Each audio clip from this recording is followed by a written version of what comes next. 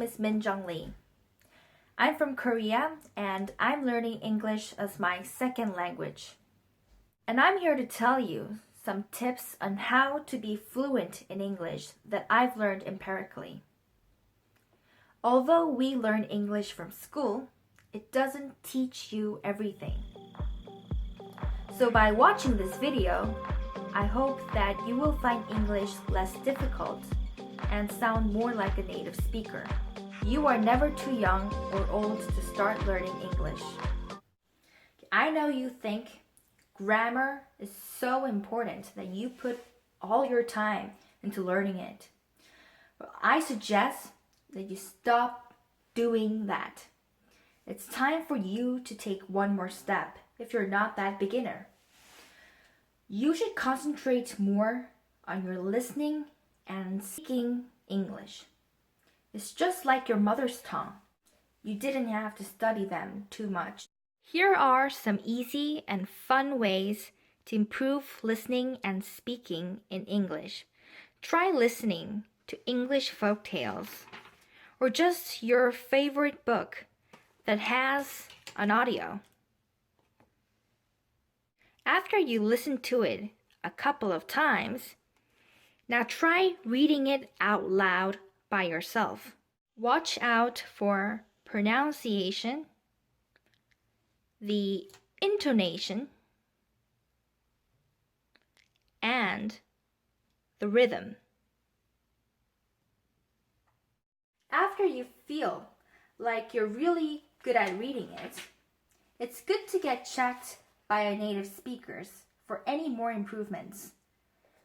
Another tip: surround yourself with people that speak English. In that way, you will have more chances of listening and speaking in English.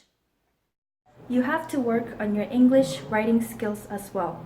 You can say that a person is really good at a language when he or she is able to write well in that language.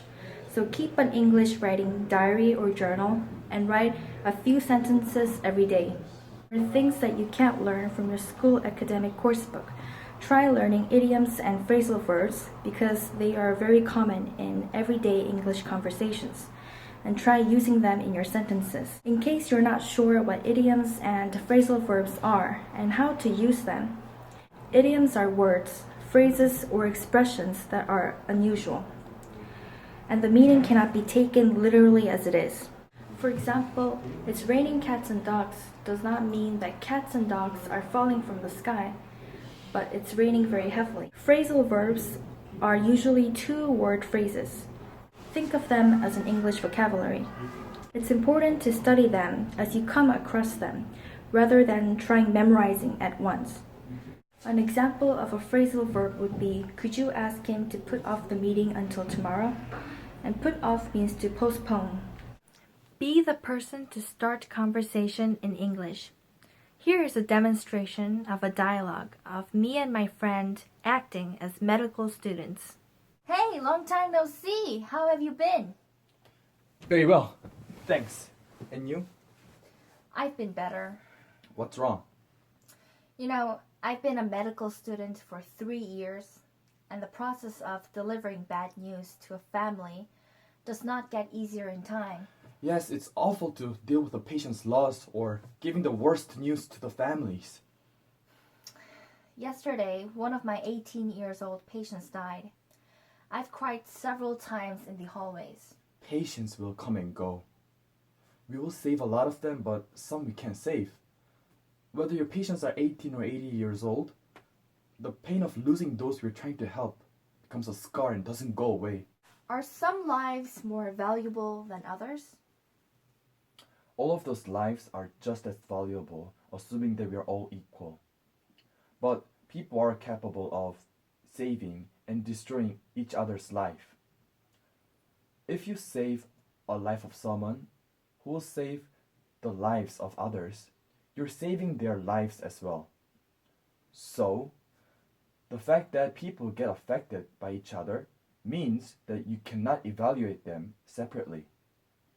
I share your view. Thanks.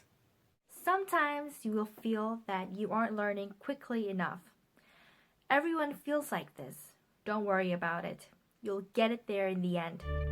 The most natural way to learn grammar is through talking. Practice English whenever you can. Remember, you must engage in lots of work outside of class. Any deep conversations will widen your perspectives. You come to realize various aspects, different opinions, and ideas about the same topic. You'll even find yourself talking for hours and enjoying it. This is the end of my video, and I hope that you found it helpful. Thank you for watching.